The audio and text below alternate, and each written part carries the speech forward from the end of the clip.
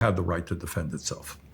Boo! No, it doesn't. How can you be a humanitarian and a socialist for your entire life and say something that is patently false, objectively untrue? You are not on the campaign right now.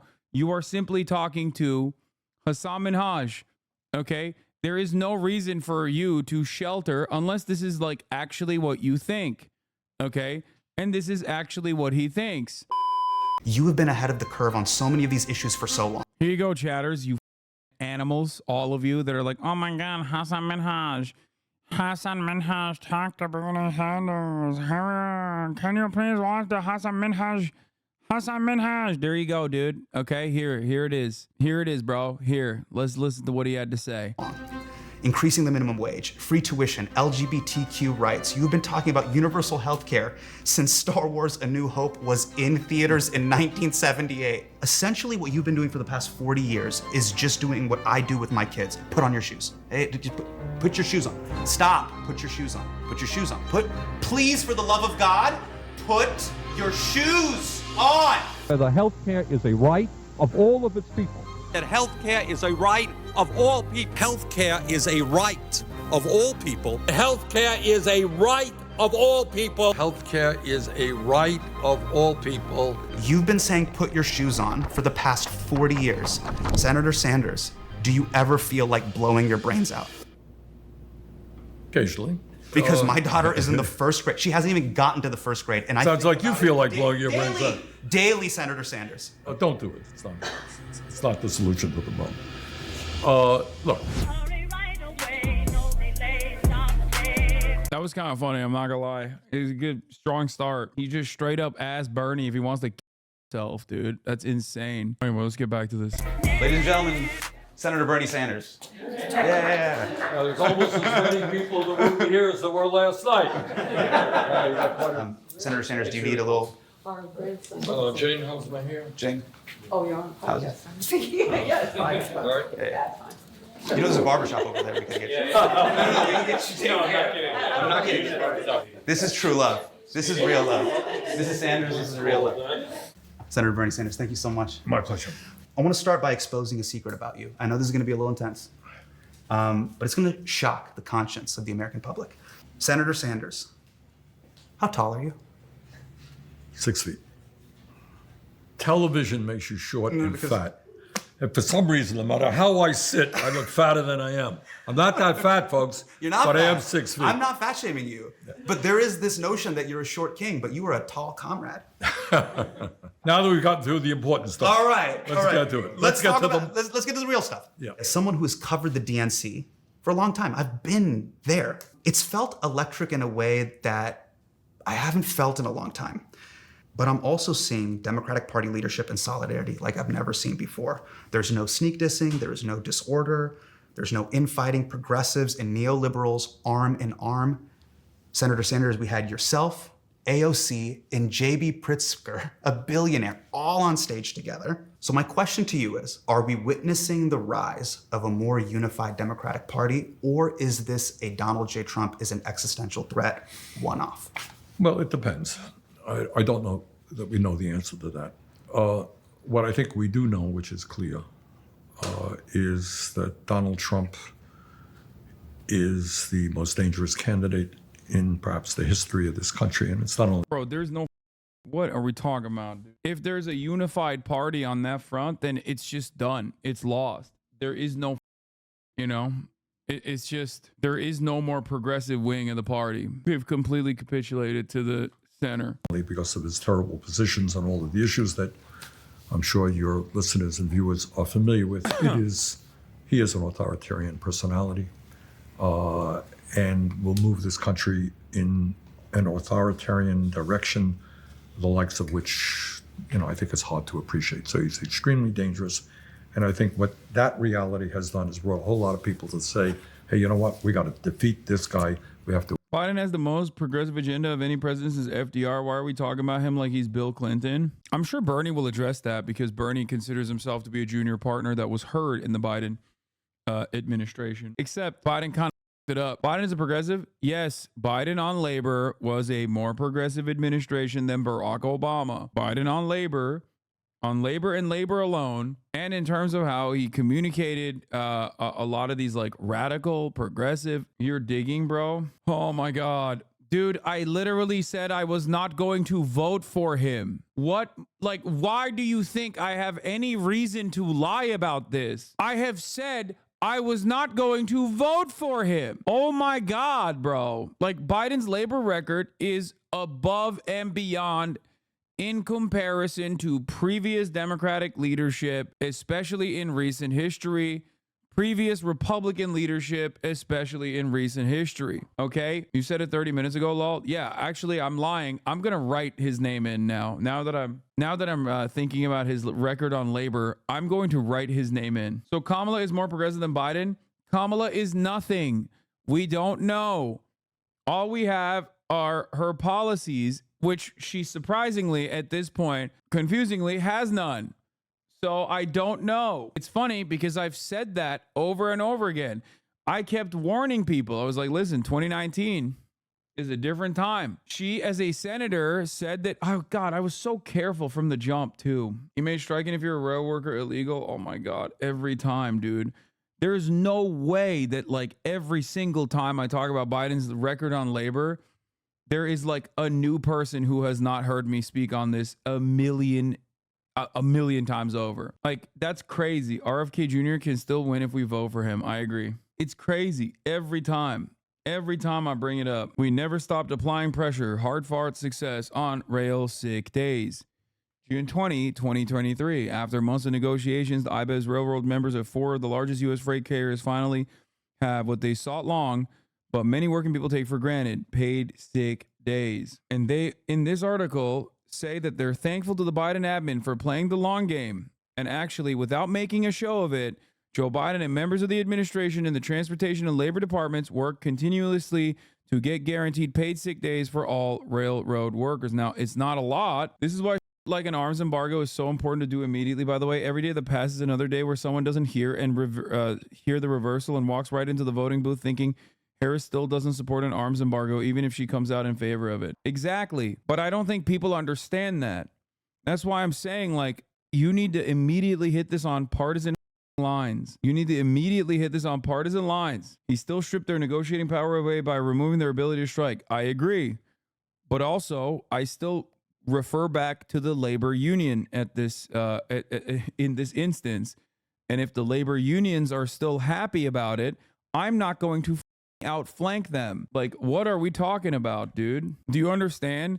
It's like when chatters come in here and go, dude, we actually shouldn't even be pushing for a ceasefire. We should be pushing for the complete dissolution of the apartheid state. And it's like, I agree with you, but like, how am I going to sit here and outflank Hamas on this? You know what I mean? Like, what are we talking about? Getting your demands met without striking is better than striking? No, that's not true.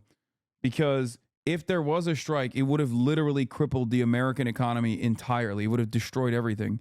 Which is why the fear of a strike alone should have gotten the railroads to actually capitulate to the demands. Because when the railroad workers unions strike, like, it's not just like, oh, I'm not getting my Amazon order. Like, it's everything. Okay, people don't get clean water. Okay, like, these guys are carrying chemicals across the nation on railroads that are the chemicals responsible for cleaning your water, like having clean access to clean water supply. They're carrying medication. It would never happen for that reason. That's why some of these like essential parts of the American labor force are unjustifiably locked into these like completely anti-union, completely anti-labor, anti-union rules. That's the chatter's point, though, which is organized labor uses strikes as an unfortunate last resort. No. In this circumstance, they were looking for 14 paid sick leave days, and they got 4, I think, if I'm not mistaken. And I suspect they would have gotten 14, and also other additional demands that they had made. They will let Kamala and Tim to the administration, and we go from there. Are progressives and liberals, in your opinion, because of this existential threat, finally learning how to work together? Because well, things were that's different. it's a complicated question. I think what you're having is The idea of coalition politics is something that we're not familiar with in the United States. It exists in Europe all over the place. It did recently in France, as you may be familiar with. Right. There was a threat of a right-wing movement, Le Pen, similar to Trumpism, and the left, including moderates and center-left and further left people came together and say, we can't allow this to happen in France. So right now we are united in an honest way to defeat Donald Trump. But do not minimize the differences that exist between progressives and corporate Democrats. In your speech at the convention, you said that you wanted a ceasefire in Gaza. We must end this horrific war in Gaza, bring home the hostages, and demand an immediate ceasefire.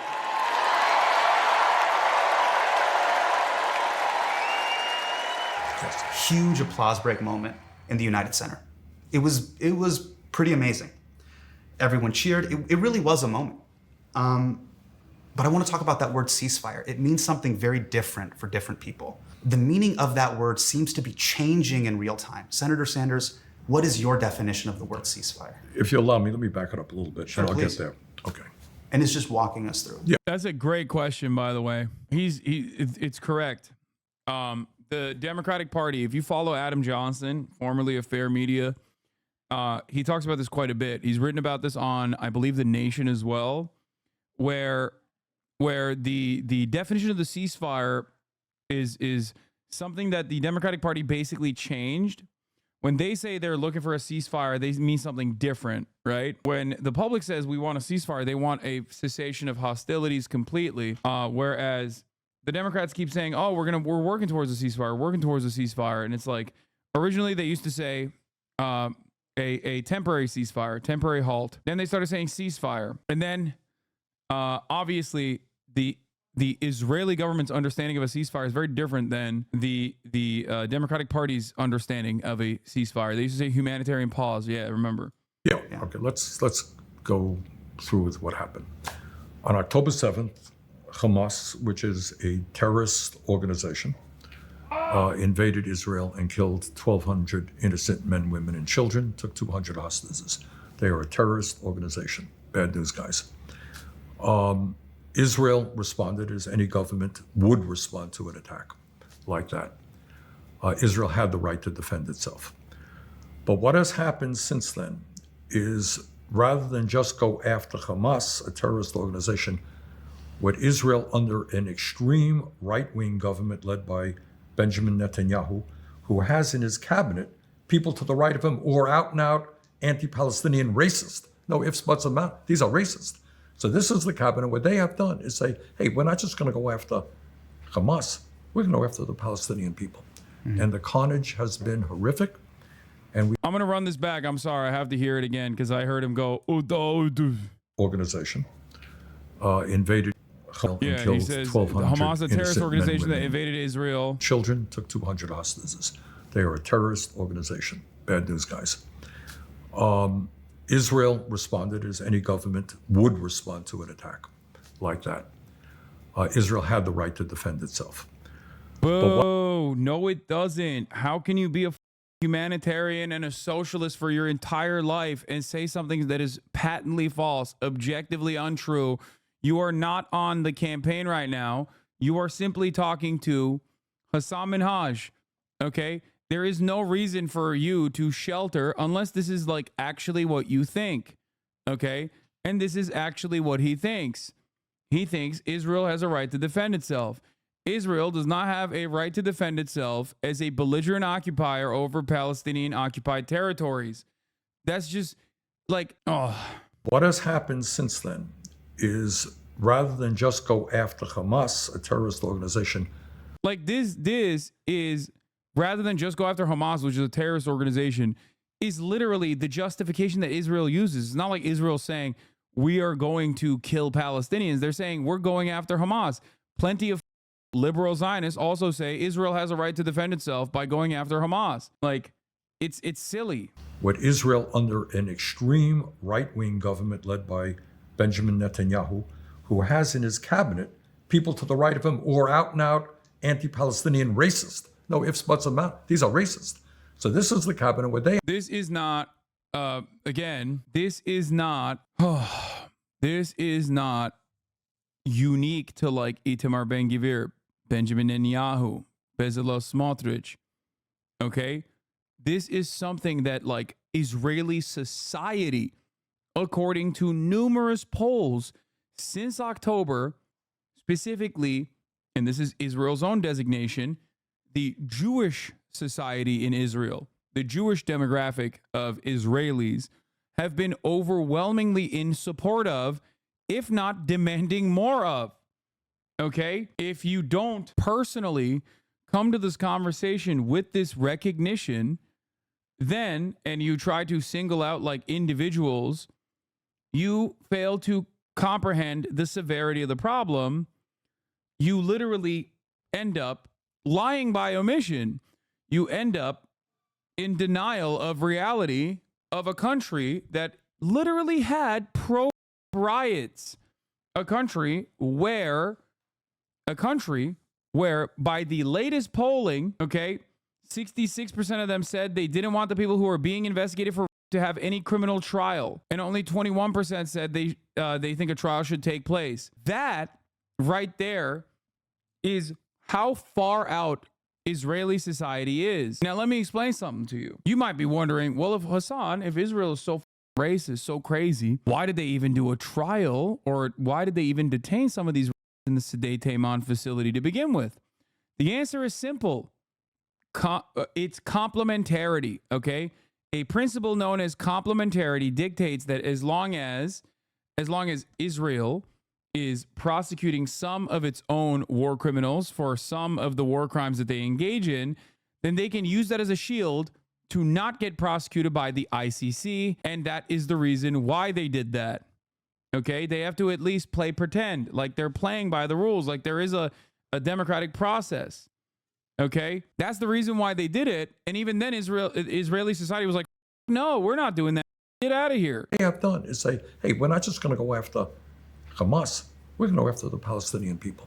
And the carnage has been horrific, and we are looking at the worst humanitarian disaster, one of the worst in modern history. And I've been on the floor talking about this a whole lot. So it's not just 30,000, they got a population there in Gaza, 2.2 million, 30,000 dead, mostly women, children, and the elderly. Hasan, nobody in the U.S. politics is going to do anything about Palestine. You being pro-Palestine, what's the point of talking about elections, let alone siding with Kamala? I know this is basically your job, but it still doesn't sit well. All right, take a week off and really, really matriculate. Let that sit in your mind a little bit, and then come back with like a normal ass attitude. Over 80,000 injured, mostly women, children, and the elderly. Yes. You got 1.8 million people, 3/4 of the population displaced. You got it? Taken out of your home. Yeah. Oh, and then you moved again, and then you moved again. And it's a young population, a lot of children. Okay? You got 65% of the housing damaged or destroyed. Got that? Right. So we don't know where these people are going to go back to. There are 12 universities in Gaza. Guess what? Every single one of them has been bombed. They had a fairly decent healthcare system, systematically destroyed. Very few functioning hospitals right now. You got no electricity in Gaza right now. And then as a result of Israel's efforts to deny humanitarian aid, to block humanitarian aid, you're now looking at the possibility of mass starvation, and children right now are malnourished. And I don't think Israel should be going on the offensive, but I think you lose a lot of people saying they have no right to defend themselves after losing civilians. 10 months of doing so is obviously not a defense anymore, though, of course. My expectations from Bernie Sanders is higher because he is one of the only politicians in American politics, as a prominent Jewish politician, that has actively talked about conditional weapons transfers to Israel far before October 7. Even talking specifically about like denying any, putting sanctions or denying any aid to Israel whatsoever. Okay. What is shocking to me is that he keeps repeating falsehoods. October 7 is the first time this ever happened. October 7 is when, Hamas, a terrorist cell, waged war on Israel. This is an abject denial of reality. Okay. What do I mean by this? It is an abject denial of reality because Hamas is not born out of like Jew hatred, okay? Or born out of anger and resentment. It's born out of a genuine need for resistance against an apartheid regime. So saying like, oh, well, on October 7th, they did this, and then Israel had a right to defend itself, literally just rips away necessary context in this equation. Okay, that's it. That's why I'm very frustrated, because the necessary context is 75 at that moment, 75 years of ethnic cleansing and apartheid. If you don't understand that, then yeah, you're like, whoa, why'd they do that? Shit was so neat on October 6th. It wasn't, okay? It wasn't. And I understand as a prominent politician, like what you can say and what you can't say, okay? But there's a better way to not engage in any kind of apartheid denial. Do you understand? Does not justify war crimes by either side. Man, shut up. I never said that, okay? You're just advocating against a position that I do not hold. Analysis does not mean justification. Shut the up. But you have to come at it with a level of understanding that, like, yeah, obviously people are going to resist against an apartheid. Like, what are you talking about? That's the problem here. Okay? And while on October 7, there were Palestinian resistance groups that engaged in actions that can be accounted or that can amount to terror, okay? Like targeting civilians, killing civilians, okay?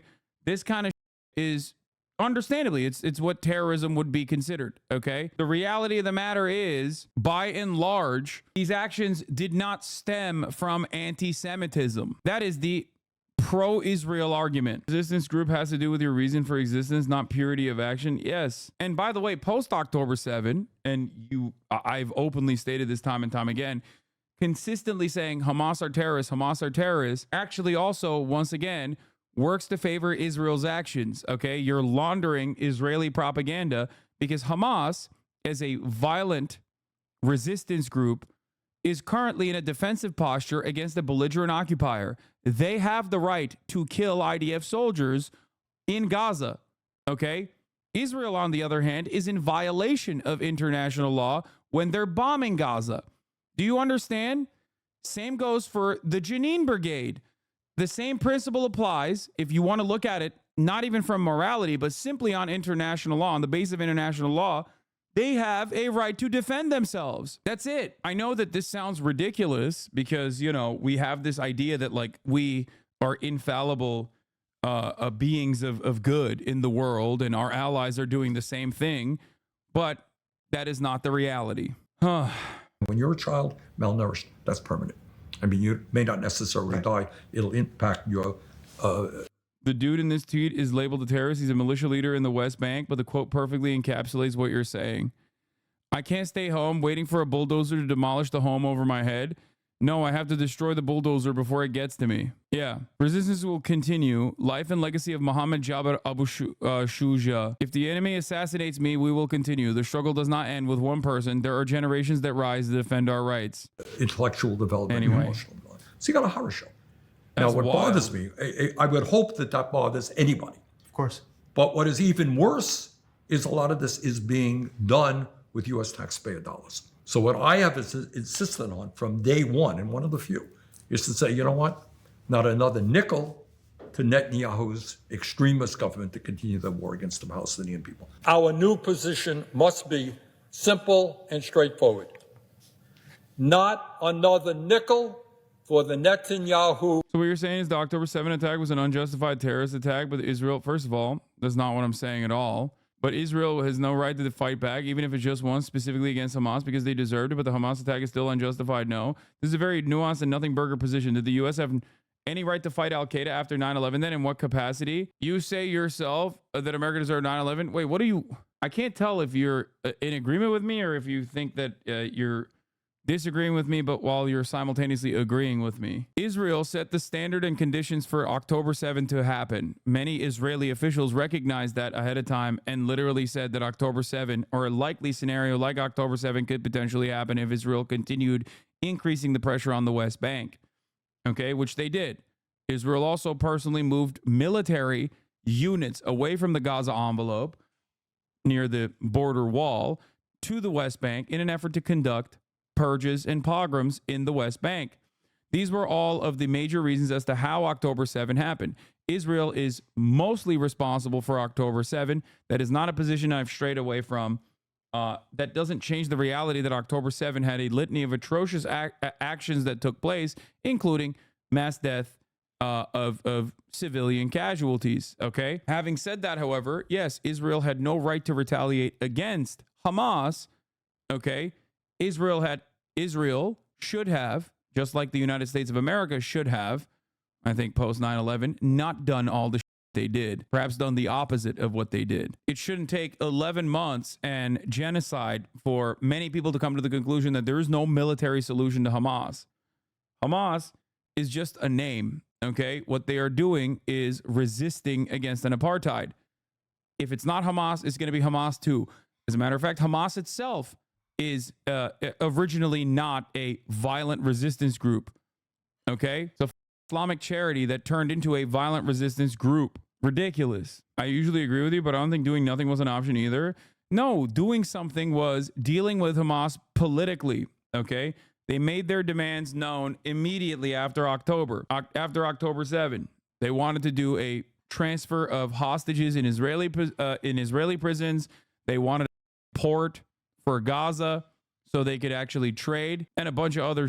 That was the reason. That's what they demanded. They haven't really strayed away from those demands since October 7. Israel should have immediately gone to the table and been like, all right, let's do it. Let's do something. Let's deal with this a little bit better than the way that we are going to deal with it. Of course, that was never going to happen. That was never going to happen. Israel immediately started bombing literally before they even rid Israel proper of any kind of resistance forces inside of their own boundaries. You're being idealistic if you think they would ever handle it that way. I'm not saying that that was going to be the likely scenario. I'm simply telling you what they should have done. What are you talking about? What kind of relitigation of events are we having here? You ask me what you think should have happened. I'm telling you what I think should have happened. Then you go, oh, they would never do that. I know that. I know that because they didn't do that. And what they ended up doing was immediately start bombing Gaza before they even purged their own, like before they even maintained security internally inside of Israel proper. They started bombing Gaza. They started bombing their own citizens in the kibbutzim. Government if their present policies continue. As we speak, there's more military aid going to Netanyahu, and I'm going to do my best to block it. Do I think we'll win? No. But there is a provision that you have to block that kind of military aid, and I will do my best to block it. As I read and internalize the news, they're giving me these updates on the negotiations, and it feels almost like the iTunes user agreement, where it's, we all want a ceasefire, but ceasefire if, ceasefire but. Help me understand that. Well, Is I it can't. conditional or an I mean, look, you're asking a very fair. Chad, did he game earlier? Because why the viewers so low? I had a I had a 5-minute F, and it's Jover after that point. It's not because I gamed. Shut up. I mean, every other day there's more information like this, obviously. IDF knew more than it was disclosed about impending attack on JIT, sources reveal. IDF doubles down on that it was only given general warnings. Yeah, question. Okay. And it's just not, I have not been involved day-to-day ceasefire. I gotta go so watch it's a good question. Don't know the answer. All that I do know. Can you help me frame this? Well, sure. I mean, look, if you're Hamas, right? What do you want? If you want a ceasefire, which I suspect they may want it, you want to protect your interests as best you can. Right. If you're Israel, you want to minimize or diminish Hamas to the degree you can. So I suspect within that framework, that's what these discussions are about. Do you feel the U.S. has a role as a neutral broker between these two sides? U.S. is not a neutral broker. U.S. is significantly supporting the Netanyahu government. Okay. Not neutral, but I think, and what we focus rightfully so on Gaza, but I hope everybody understands there's another part. There's the West Bank, where you're seeing unprecedented vigilantism against Palestinian landowners and homeowners as well. So look, the role that the United States can play is Israel has been dependent on U.S. financial support and military support for a long time. And what we have got to say to them, if you want another nickel, sorry, this is the way it's going to be. At the very least, there's going to be a Palestinian state. Palestinian people need their own political and economic entity. And we are not going to be providing you any more weapons so long as you are going to war against the Palestinian people. You're obviously in the Senate. Let's talk about the House. Back in April, there was a bill to approve billions in military aid for Israel that went through Congress. Out of the roughly 200 House Democrats, only 37 voted. against military aid. So just so folks understand kind of the way the voting works, over 80% of House Democrats, And virtually good. all Republicans, I would imagine. correct, Yeah. were good on sending Yeah. aid. Okay. Yesterday, I was at the United Center. You say the word ceasefire, incredible applause break. So what I'm hearing at the convention is from the Democratic Party is yay ceasefire, and simultaneously from 80% of those members of Congress, I'm also hearing yay weapons. The convention is, thousands of people. It's a small number of people. Right. If you do polling today, I think if you ask a simple question and you say, do you think your taxpayer, American taxpayer dollars, should go to support the Netanyahu government and the continuation of the war? I suspect a pretty strong majority of Americans would say, no, I don't. And among Democrats, the numbers would be very high. So if your question is Congress, I think your question is, reflecting where the American people are at? Correct. The answer is no, they're not. Why is that?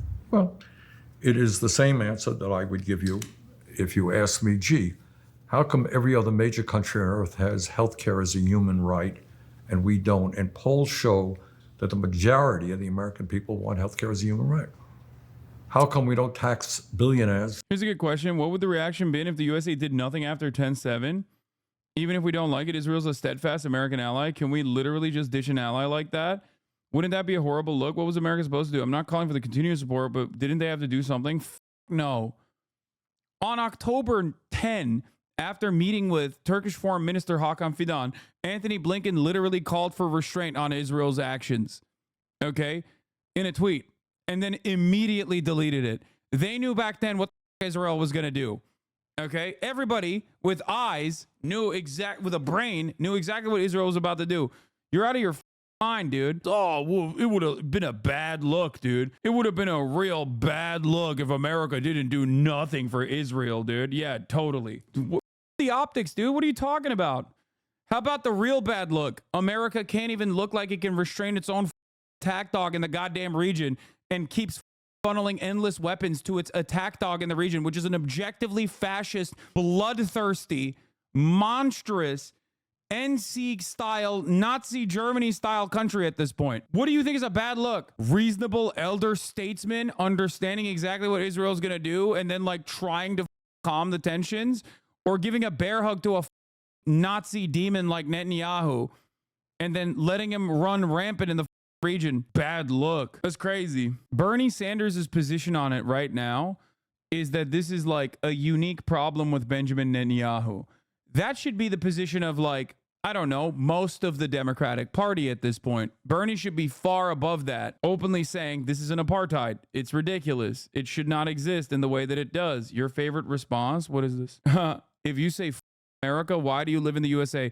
Hasan, can I link you an article? We're trying to start encampments and we would love your support. I am not sub. I can't do it. If you say America, how can you on the one, like it, that makes no sense. This person is literally going, I want to do encampments. Okay. Would love your support. And then simultaneously being like, if you say America, why do you live in the USA? Why do you want to start a encampment? Bernie was saying the whole cabinet under Netanyahu was racist, not just Netanyahu himself. Oh. At a higher rate when the American people think we should. And the answer to all of those questions is the same. And I tried to talk about that a little bit last night. It is the role of money in politics. So right now, both major political parties, Democrats and Republicans, are funded very heavily by the wealthiest people in this country.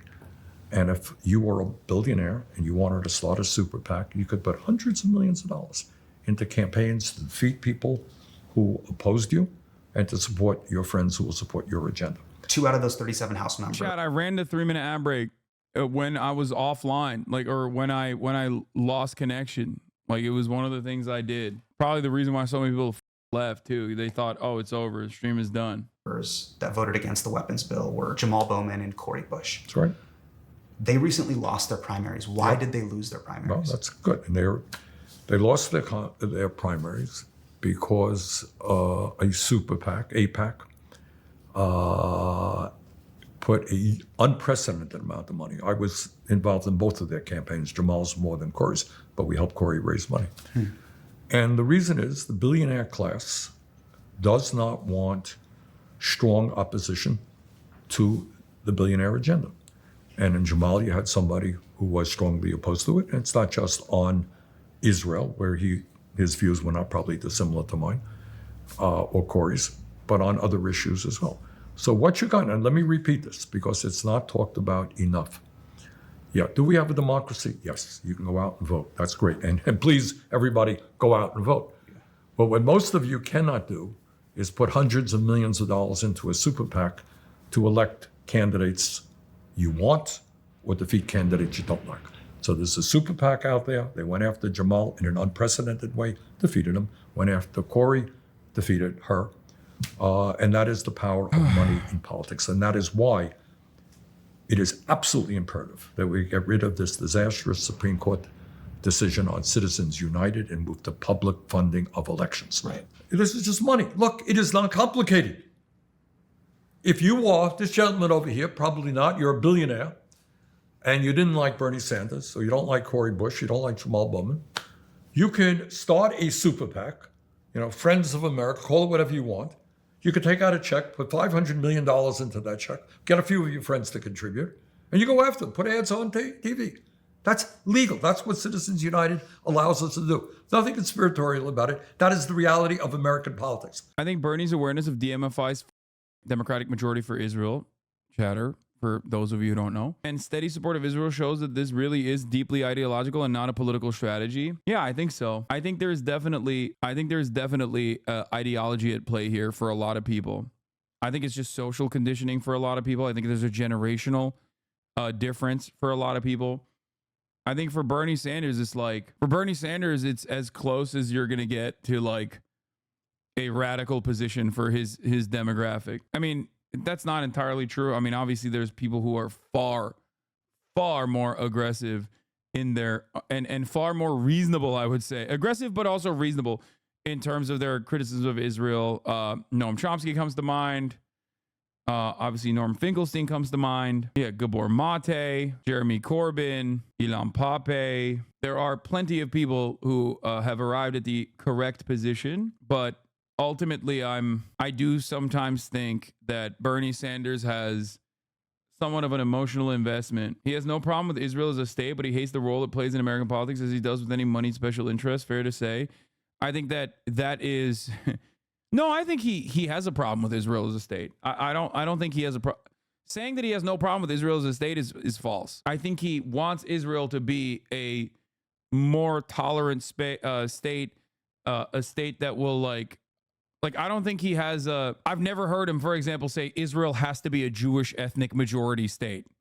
You know what I mean? Like, I think that as a Jewish American who is a socialist, a lifelong socialist, I think he believes in two secular states, right? Which is naive at this point. Not even naive, but I think basically a denial of reality. Like, he believes in this like utopian Israel that has never existed and will never exist. And I think that's where ideology comes into play. Does that make sense? You got your wish. Breaking news. Joe Biden calls for an arms embargo and Kamala Harris separates herself from Joe Biden by saying she will personally take up arms and storm Gaza on foot. You idiot. Yeah. Kamala Harris is riding with Israel. Joe Biden no longer with Israel. Joe Biden says he's sending in NATO to invade Israel. Kamala Harris says she will defend. Kamala Harris says she will defend. She will do a people's revolution to defend Israel from Joe Biden and NATO. He's kind of obsessed with the early labor socialist propaganda of Zionist Israel, like the kibbutzim, the Soviet art, the worker union. He just misses the whole point where Israel isn't real. It's just nostalgia goggles. Yeah, I think so. Like, that's where the ideological division comes into mind, I think. Maybe Bernie's like my 19-year-old brother who's been to Israel 3 times now and identifies as a labor Zionist. That's so funny. Like, it makes sense for Bernie to have that position. Your 19-year-old brother should not have that position. That's like 3 total people in Israel, dude. Like, Bernie's generation is the last time such an ideology existed. You know that, right? How the does a 19-year-old arrive at that conclusion? Like, it is an ancient ideology at this point. Labor Zionism is the most dead. That's so funny. That's cool. I've tried to explain it to him and he's too history nerd pilled. Okay, but like, does he not realize? Does he not realize that that's not like a thing that happens anymore? Like what's the Labor Party look like in Israel currently, for example? You should ask him about that. Labor Zionist is about as dumb as MAGA communists. No, there was a point where it was a real thing. It's just so funny that like it is completely perished. The one guy you interviewed is one, but yeah, which guy? The people that I interviewed are not Labor Zionists, they're anti-Zionists. Ofer Kasif is not a Labor Zionist. He is what? He's literally an anti. No, Ofer Kasif is not a Labor Zionist, chat. What? He's a communist and an anti-Zionist. What are you talking about? He literally said, Zionism. He said anti-Zionism is the moral position. Anti-Semitism is a crime. Anti-Zionism is morality. You know who is a Labor Zionist? One of the only sitting Israeli politicians, the current president of Israel. He's a Labor Zionist. You guys should check out his opinions on miscegenation. That's going on in both political parties. Check out the amount of money that billionaires are now contributing both to the. Einstein kind of was one, yes, except at that time, even at that time, with the rose-tinted glasses that many Labor Zionists were looking at Israel as a nation-state project. Einstein was one of the few people immediately who was like, "Oh, this shit is fascist, bro. Don't do this." He literally said, "Don't do this. This is some straightforward fascism." Yeah. Republican Party and the Democratic Party. And that will answer your question, I think, not only about the war in Gaza, it's why we don't have health care as a human right, why we have massive income and wealth inequality, why we have a corrupt tax system, why we are not able to send our kids to college and make it affordable, et cetera, et cetera. It's money. Money talks. I want to talk about your career in politics. You have been propping open the Overton window for the past 40 years. And 8 years ago, a bunch of my friends were just hunched over a laptop on Reddit, vaping, on their phones, just going, you know what? This guy makes a lot of sense. Does it ever get exhausting seeing how slow it takes for the electorate to eventually catch up to ideas that feel so basic? They feel basic, but there's an idea that I think people don't comprehend, is that the people on top have enormous power. Just think, I'm a little bit older than you. I think the American left have ideological issues mainly because of where they live, but even in Western imperial countries like France, the left, Mélenchon and his party refused to condemn the October 7 attack. I don't know. No, it's America is on overdrive. We don't do normal imperialism. Like, we are the imperial core, we are the empire, we are the power. Okay? And we have no robust, active, working left-wing politics. Okay? We don't have any real left politics in this country. That's not a thing. I'm crying. What is Labor Zionism, please? It's one of the many ways in which early Zionists tried to package Israel, the Israeli project, as like a socialist project, okay? A pro-labor socialist project, a utopia. They told the religious people that Israel had a religious reason for existing. They told the socialist Jews that this was a socialist project. Basically, whoever wanted, the goal basically was to just get as many Jews as possible to what was going to become Israel. Okay, so that's it. They were like, "Oh, come on, we have kibbutz. Like, you can do a communal space where you can live your socialist life."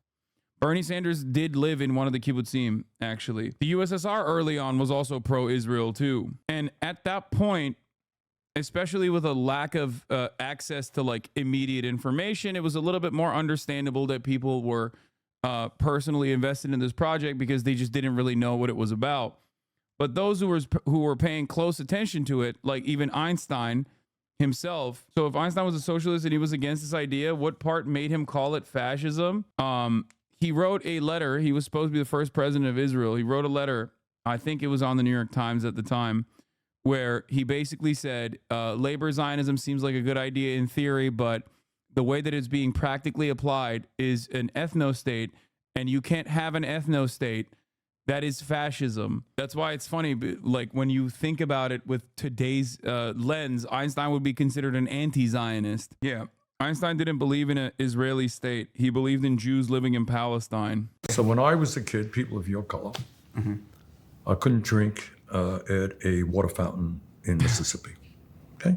Yeah. Go to segregated schools. Yeah, look, 1948, New York Times publishes letter by Einstein, other Jews accusing Menachem Begin of fascism. Lest America be fooled by post-independence rhetoric, the Herut party Begin led was closely akin to the Nazi and fascist parties, they wrote. On December 4th, 1948, the New York Times published a letter by a group of Jewish dignitaries, including Albert Einstein and the political theorist Hannah Arendt, protesting a visit to the United States by Menachem Begin and denouncing his Herut Freedom Party on the grounds that it was, as they wrote, a political party closely akin in its organization methods, political philosophy, social appeal to the Nazi and fascist parties. For your information, Noam Chomsky was definitely pro-Israel in its inception. He also spent time at a kibbutz, but realized this dream came at the expense of Palestinians. There are plenty of people who originally were Zionists themselves. Gabor Mate is another example of this. Plenty of people, people who survived the Holocaust, you know what I mean? Of course, they were like, oh my God, this is so promising. This seems like a great idea. This seems like a great idea, okay? And then they were like, oh my God, this is fascist. It's not such a great idea. Are you bothered by the far-right support for Palestine, by that people are blatantly anti-Semitic? There are far more anti-Semites on the far-right support for Israel than the far-right fake support for Palestine. So those guys hate Muslims as well as hating Jews. As a matter of fact, the far right is more divided on Israel. There's for every 3 Nazis that are pro-Palestinian but anti-Semitic, there are a ton more. There are hundreds more Nazis who are pro-Israel and also anti-Semitic. Thousands more, if not millions more. For the one Nicholas Fuentes, you have every evangelical Christian in the South sitting inside of a goddamn megachurch every Sunday. You tell me. You tell me what I think about the far-right support for Palestine in that regard. I mean, those guys. And I shit on them regularly. The people that are constantly trying to sneak in anti-Semitism in their anti-Zionist sentiment. Imagine looking at a genocide and being like, ooh, let me use my pet project. Let me try to focus people on what truly matters, okay? Hating random, deeply unserious, pathetic losers. Ironic because, once again, Zionism is a fascist ideology, and therefore, given that Zionism is a fascist ideology, they hate that Israel gets to do what they want to do here in the United States of America for white people, etc.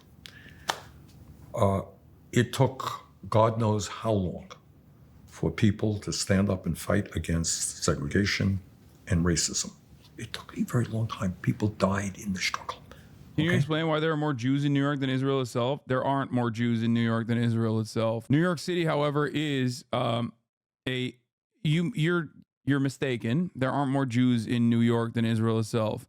New York City, however, used to be the largest Jewish city. I believe Tel Aviv is now the largest Jewish city on the planet. Ultimately, America has, I believe, the same number of America as a nation has the same number of Jewish people. Chatter is mistaken. U.S. has more Jews than Israel, but not New York by itself. Exactly. And that number is pretty close too. If you count secular Jews, the U.S. and not just the state of New York has more Jews than Israel. Yes, of course we're counting secular Jews as well. And yes, the United States of America, not New York, but the United States of America has, I believe, more Jewish people than Israel. Yes. Which is why it's ridiculous when Biden says, if it wasn't for Israel, not a single Jew would be safe. 7.2 million Jews live in Israel. 6 million Jews live in the United States, I believe. I think it's I think it's 7 and 7.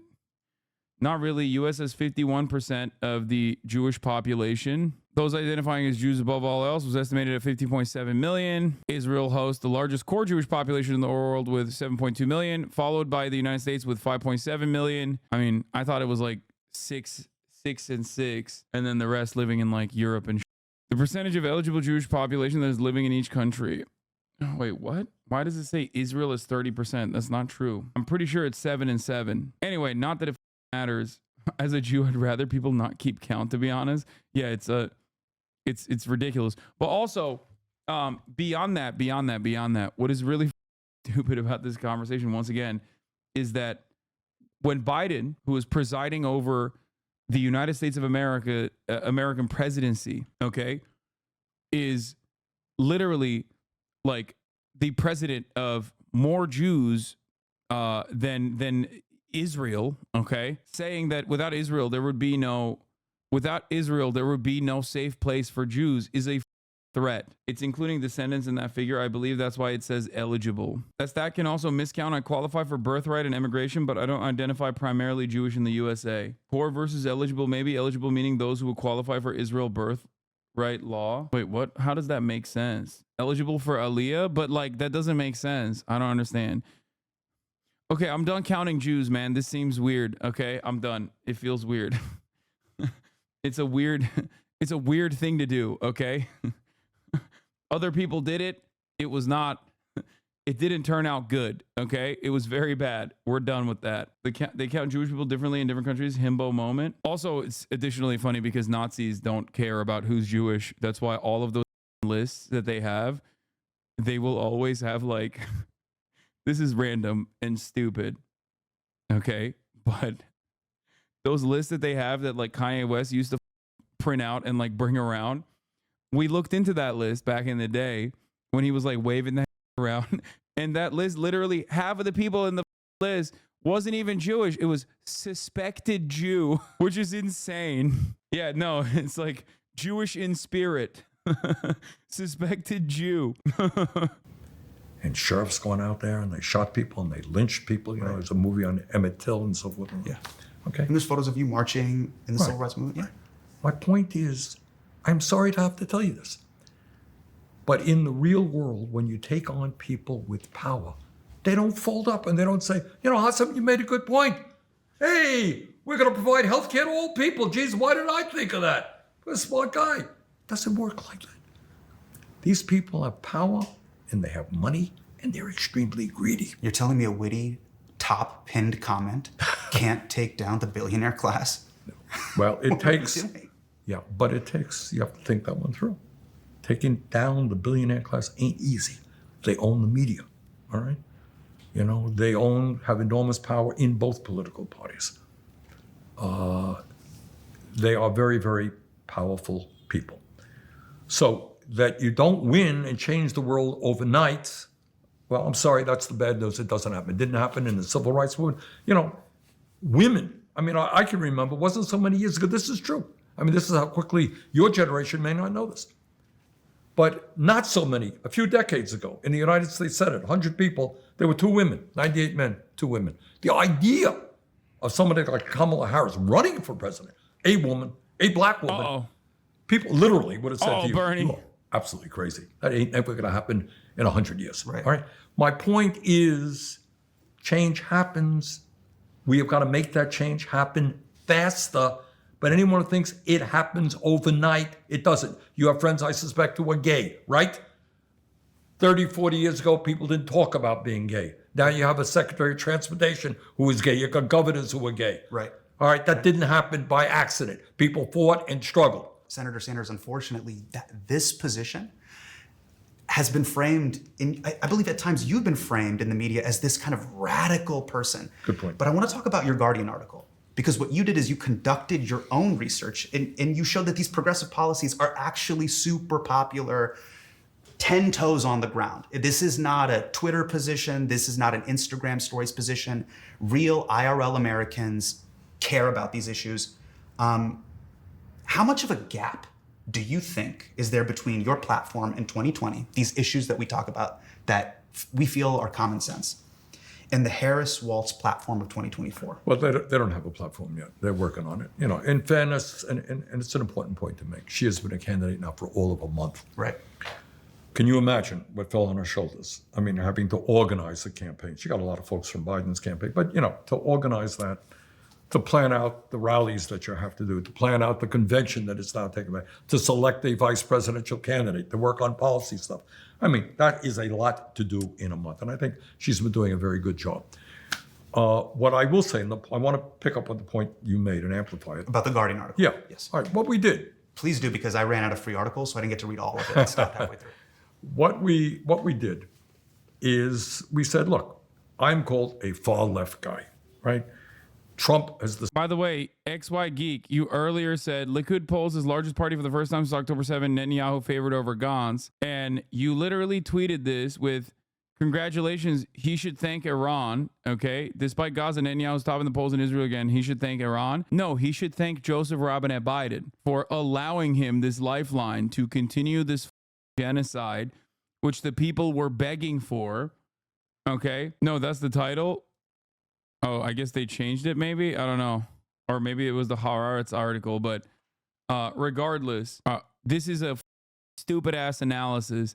He should thank Iran is just liberal Zionist garbo, okay? The only reason why his popularity is increased is because he utilized the genocide to stay in power, and he gave people exactly what people wanted. He should be thanking Biden. decided that Kamala Harris is a communist. I mean, totally insane. So we asked the American people a lot of simple questions about some of the major issues facing this country, Republicans, Democrats, Independents. So we said, do you think that the wealthy and large corporations should pay more in taxes? Shock of all shocks, over 70% of the American people said yes, including a majority of Republicans. Should we be surprised? No. No. All right. Yeah, of course. Question, should we raise Social Security benefits by lifting the cap on taxable income and extend life by 75 years? In other words, asking the wealthy to contribute more into Social Security. Over 70% of the people said yes. Should we raise the minimum wage to a living wage? American people overwhelmingly said yes. Should we expand Medicare? Right now, Medicare is a good program. It doesn't cover dental, hearing, and vision. Should we expand it? Over 70%. In all these instances, a majority of Republicans. So your question, I think, is if the American people feel that way, why, A, haven't we done it? Why aren't people? Yeah, why haven't they been implemented? And the answer, I'm the answer gets back to what I said a moment ago. It's money. The insurance companies don't like the idea. The rich don't like the idea of paying more in taxes. The insurance companies don't like the idea of expanding Medicare. Is there a realistic path for my generation to remove money from politics? Is this something? Goddamn right there is. You think so? Yeah. I'm I mean, what 38. you got to do. Hopefully I have a long way to go. All right. The answer is, of course, there is. This money has always played a role in politics, but it was greatly accentuated by this disastrous Citizens United Supreme Court decision. So we need legislation to get rid of Citizens United and to move to public funding of elections. If you do that, there will no more be super PACs. Billionaires will not be able to play the role they're playing right now. And again, not a radical idea. Mm-hmm. This exists in many other countries around the world. I hope we do change it, and I hope we do remove money from politics because we still don't have Medicare for all. Minimum wage is still at $7.15, which is crazy. When I worked at Safeway in 2003 in Davis, California, I think I was $7.25, and we are still paying other countries to bomb civilians.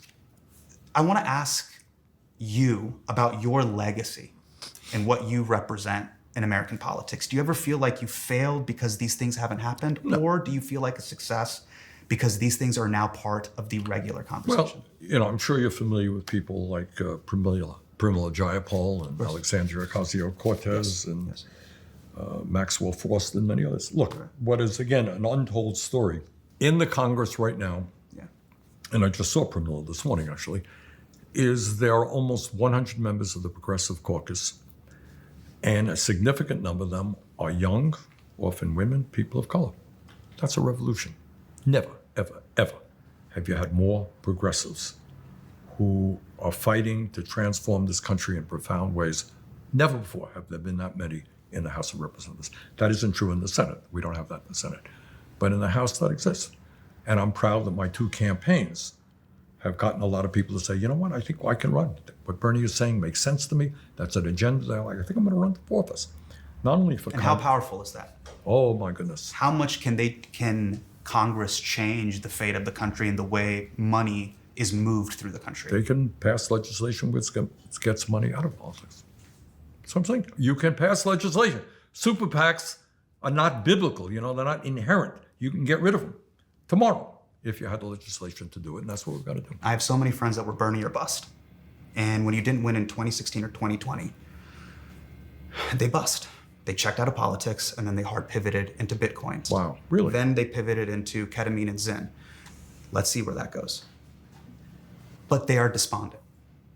Jokes aside, they're despondent, Senator Sanders. Where does that leave your supporters that saw so much hope in the values you were espousing? And what do you say to my friends who now feel like you may be falling in line a little bit too much with the corporate Democratic establishment? Well, look, at this particular moment in history, and perhaps in any moment in history, despair is not an option. To say, well, I supported Bernie, he didn't win, I'm going into Bitcoin. Sorry, not good enough. All right. That's going to be your most controversial statement of this whole interview. All right. There is a reality out there. And the reality is that Donald Trump is not only an authoritarian person, he is a xenophobe. He tries to divide us up by the color of our skin or where we were born. You're familiar with the Muslim ban, to say the least, and so forth and so on. So I think, not to mention a dozen other issues. So I think if you are a human being who wants to live in a sane and decent society, who is concerned about your kids, you know what? Sorry, you don't have a right to check out. That's a privilege you don't have. It's a massive Wukong update. You might want to get that started in the background. It's probably fixing that glitch, but it's not showing for me. There's a glitch that gives you like unlimited mana. You're gonna have to do what people historically have done. You know, I just came from a meeting an hour ago with the trade unionists. There was a time in this city where union people, I'm talking 100 years ago, were beaten up because they wanted to join a union. They were denied food. They were thrown out when they went out on strike. And they stood up and they fought so that people can earn a decent standard of living. You know, women didn't have the right to vote. They didn't have property rights. They stood up and they fought back. And it was So great. now we have today a woman who rests on the shoulders of those women who struggled for 100 years. You have a civil rights movement. Dr. Martin Luther King was here in the city, you know, fighting for justice. Got shot trying to organize work with workers. So people say, oh my goodness, my candidate didn't win, I'm dropping out, even though the candidate was made. Sorry, I lost, I was there, I'm not dropping out. You gotta look at the world as it is and do the best you can. And people can disagree, Hasan, what is the best? How do we go forward? But dropping out is certainly not one of the options. Feels crazy to have him. Feels crazy to have him keep saying my name. So I'm 38. A lot of our viewers are around my age. You're Right. 83. We have a long way to go to become your age and to have Right, your I wisdom. wanna- How should we apply the next Right, decades of two our life? things. We're first I mean, I think- generation. A lot of us are first generation kids. Well, I'm first generation, not a kid. Also, first generation old. I'm a man. I'm a man now. So my father came from Poland. I think immediately we got to elect Kamala Harris. But second of all, we have got to keep our eyes on an agenda that speaks to the needs of working people. And by the way, not only is it not a radical agenda, we just discussed how American people support, this exists all over the world. Right. I live 50 miles away from Canada. You go in a hospital in Canada for 3 weeks. You know what the bill is when you come out? Do you know? Zero. It's zero. Yeah. I was It's gonna publicly say funded. nominal, yeah. It's a human right. And by the way, they spend 50% of what we spend per capita on healthcare. All right. You go to Finland and countries. You know what childcare costs or college education? Virtually free.